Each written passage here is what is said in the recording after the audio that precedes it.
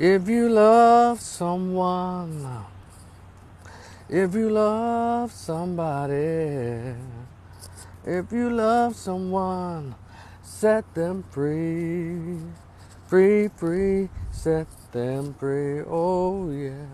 Free, free, set them free. Y'all know about that Sting? I think it's from that CD, Island of a Blue Turtle, something like that. Y'all remember that? Anyway, what's good, everybody? I got a few minutes before my client checks in. I just want to do this quick video. By the way, y'all know I'm on all social media platforms, and YouTube is getting up to that 200. Say when I get to 200, I'm stop doing like live podcasts where we can all really talk to each other. So if you haven't subscribed to Rico the Opinionist, go ahead and do so. If you have not bought my short story that says the greatest pain ever felt, conversations with absent biological father who never wanted to be found or dared to ever be found, one of them. It's only $10. Cash App, $Rico the Opinionist. Go and check it out. And if you decide to cash up to $10 to purchase the book, look, please send me an email address because it's in PDF format. And so I can email it to you as soon as you hit me up with the Cash App. And if you don't want to purchase the book, hey, I got a PayPal and the Cash App. Look, if you're cool with me, fool with me. Shout out to Raider J, legendary DJ out of Memphis, Tennessee. Shout out to Club No Name and everywhere else. Hello. Well, you have to be from Memphis to know what I'm talking about. But then we're going to get to it. Okay. The midterm elections have come and gone, and there were some votes being tallied up. And and I want to say this to everybody. Vicky Latique, hey girl, how you doing?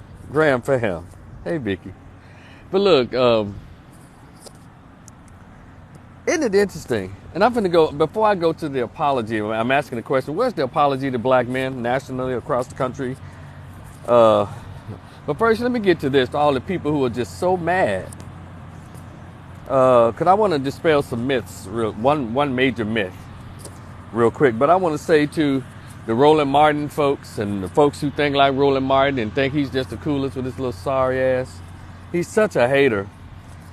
You know, his little post and others who think like him, they're around here talking crazy to black folks because of how Herschel Walker is real. Herschel Walker, man, got in Warnock's ass in the election. And if Herschel Walker was such the inferior candidate, why in the hell has he given Warnock, what's his name, Raphael Warnock, such a hard time? See, it may be because he went out and he campaigned to his base. He actually talked to them. He made promises. Even though there are a lot of people coming out against old Herschel. Yes, Herschel Walker is as country as a dozen eggs.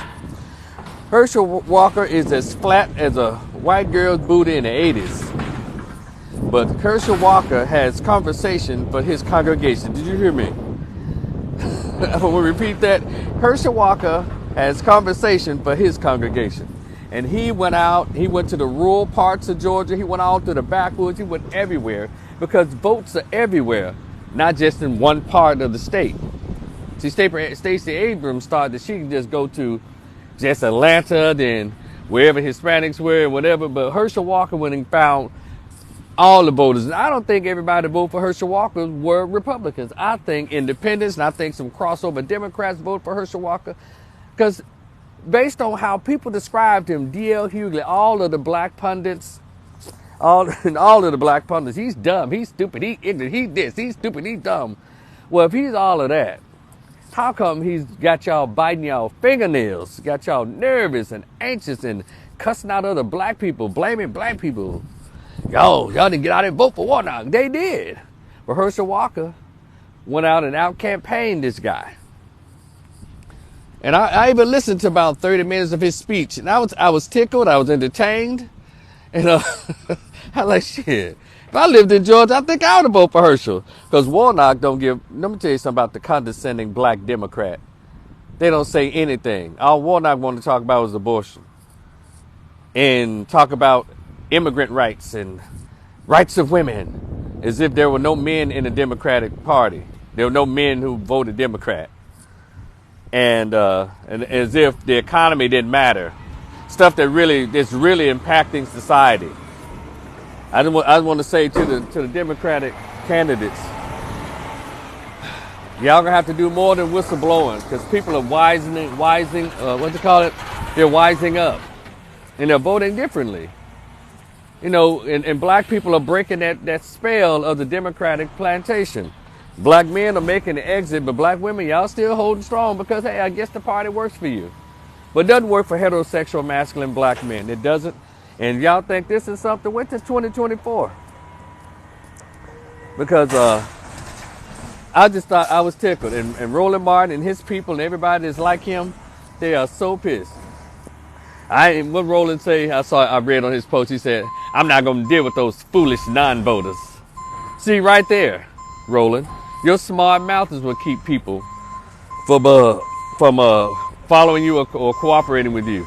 Hey, look, who knows that better than I know? I know I've returned up a lot of people based on how I deliver. But Martin, you're supposed to be a little smarter than everybody, right, bro? So anyway, that's Roland Martin and his people. So next, let's dispel this myth about men not wanting to vote for women because of their gender.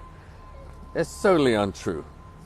Because if y'all paid attention to the news like I've been checking out the news and all the results, a lot of women across the country have won a lot of posts. Quite a few female governors, congresswomen. Hell, even a dude in a mustache that calls it trans won a congressional seat in one of those states. So y'all stop lying because men don't want to vote for women because they're women. Stop lying. Quite a few women won governor seats, congressional seats. I think there's a few women senators that win, Republican, Democrat, trans. So that myth is just blown out the window. I'm telling you, it's a whole lot of stuff going on and people paying attention. And so finally, where's the apology to black men? Keisha Lance Bottoms. What's that old black lady in California with the James Brown face and hairdo? What's her name? What's her name? Y'all, just somebody write on it. I reclaim my time. I reclaim my time. Help her sound like a 75-year-old Kermit the Frog. I reclaim my time. Black men, y'all are voting for Donald Trump. Y'all don't know what you're doing. He's gonna make a fool of you. You don't understand. What's her name? Maxine Waters, who told Megan Thee Stallion, I am just impressed with the audacity of your WAP. This is an 80-year-old woman approving of WAP, of the song WAP, of the image of WAP, of the message of WAP. An 80-year-old woman, black lady, supposed to be so dignified. Get out of here. And then you have, who else? Keisha Lance Bottom. Oh, Tiffany Cross-Eyes. Dwayne, what's up, my man? Tiffany Cross, who just fired from her white handlers. Isn't it interesting about this Tiffany Cross? I never cared for her. I don't like arrogant anybody. Tammy's son, hey, good. I don't like the ego and the egomania and the dramatics of smart asses. I don't. Maybe as they say, it takes one to know one. I don't know. But all I know is I was not impressed with Tiffany Cross. I'm not impressed with any liberal chicks. I'm gonna be fair. If she's a Democrat, liberal black chick, I'm not really impressed with her conversation, but it doesn't make her not be pretty or not be fine or sexually alluring. Just don't talk to me about anything deep, because I don't want to hear it. But Tiffany Cross tried, like, she's a voice for I don't know who. They're claiming that she's such a black voice, but not for black men. Y'all saw that show. Black men, stop listening to Rick Nasheed and stop listening to Kevin Samuels. Y'all get in line with black women. They vote Democrat. See all that? See, talking to us like we're stupid. All this stuff. We didn't play all of this. So Tiffany Cross, she got fired. And guess what? She was fired by a black woman, Rashida. And so the so-called black thought leaders want to have a meeting with Rashida. So what y'all supposed? So what's the problem? So y'all thought it was somebody white that fired Tiffany Cross? No, it's a black chick. She's the president of MSNBC, NBC programming. So I guess you can't say it was because of racism, huh? Because the black lady fired that black lady. And then you had, who else the name was talking crazy out loud? That funky, I'm not going to cuss.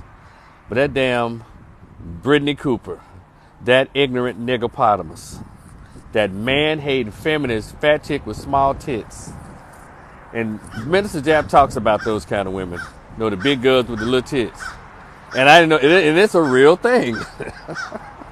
And she is ignorant, she's vile. All these black men, they're being led by this demonic spirit of misinformation. I'm like, what the fuck? No kind of respect for black men have the ability to think for ourselves and know what we want politically and economically. But unless we're following behind black women, no other group try to shame or embarrass or heavily encourage their men to follow women only in the black community. And I think, and I have the United States government to blame for that. Because they're the ones who stripped all the powers of black men and just handed it over to the women. So the women actually believe that they're real serious leaders around here. But that's okay. But even all that, brothers are still working it out and making it happen. And you can't understand, damn, we've stripped them of all that. We've stripped them of fatherhood. We've stripped them of their voice in the black community. We've stripped them of all of that. And they're still making strides. You know, so, you know, when you take your makeup off, get your weave off, sisters, and take your fake nails off, you know, what do you have? You know, number just this.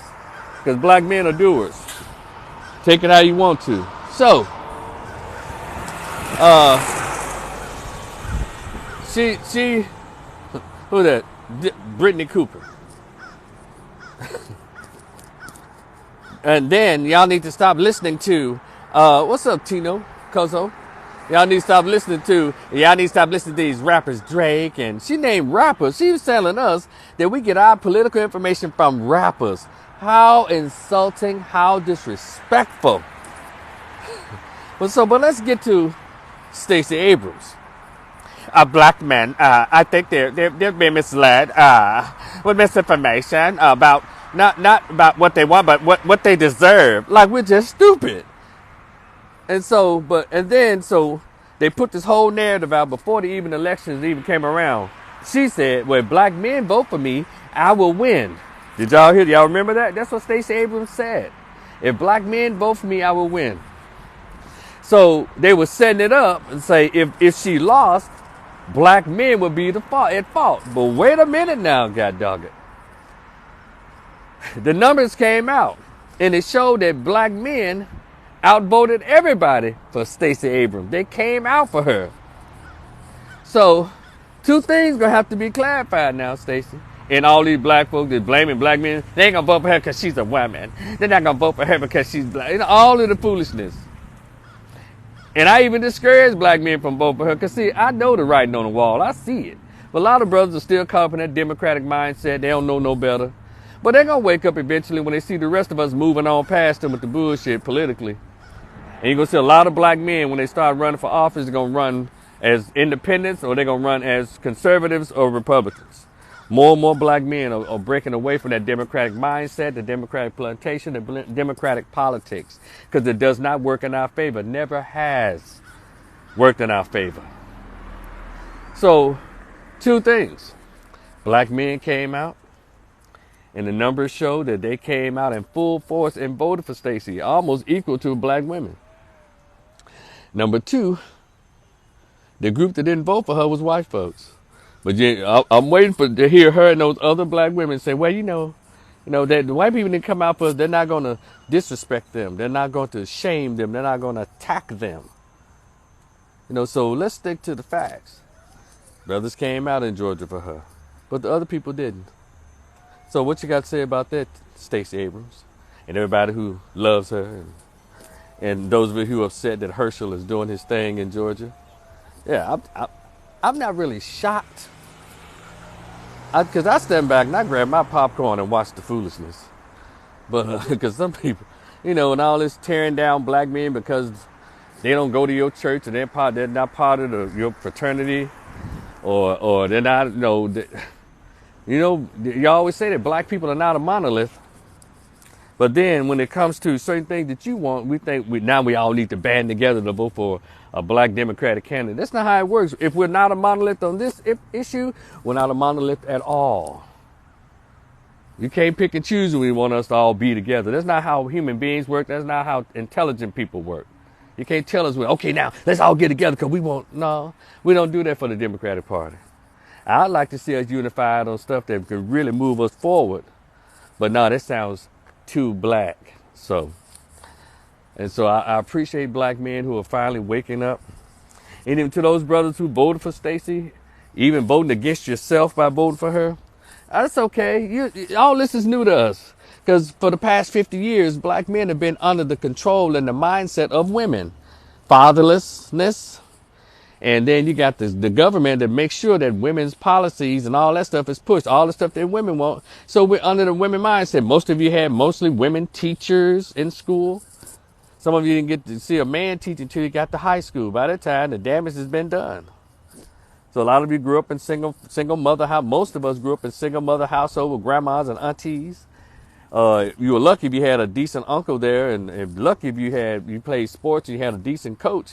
For the most part, a lot of these young men don't know that black men have a separate mindset. A man has a separate mindset than a woman. And if a woman had a woman's mindset, she'll know that she should be, oh, come on, y'all. I know y'all about, brace yourselves, following that man. Oh, glory. But I know that these times, no, he didn't. All the feminists are rolling their eyes and snatching their weaves right now. But anyway, we're gonna learn what our true power is one day.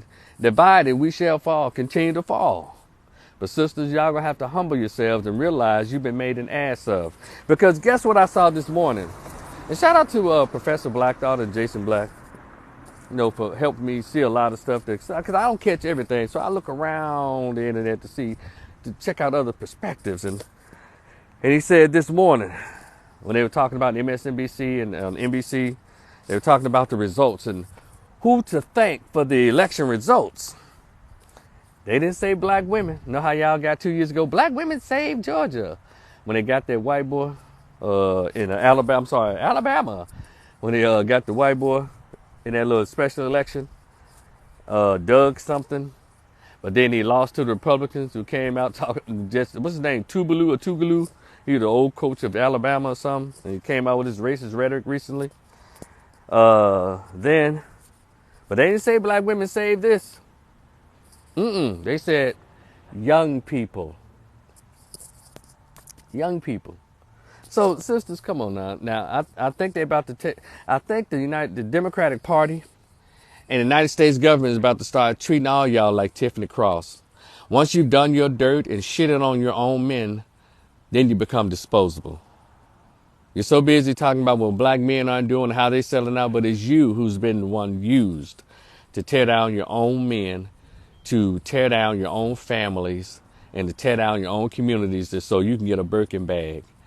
Or so you can be able to shop at the most expensive places instead of investing into not only yourself as a woman, but into yourself as a wife and a mother with a man in the household.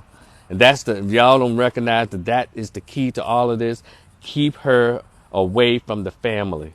Keep her away from the thought of having a strong foundation, which is a husband and children. We'll never win. Okay? So I know, like, Rico, damn, you start off good, but then you start throwing bricks at people. Hey, it is what it is.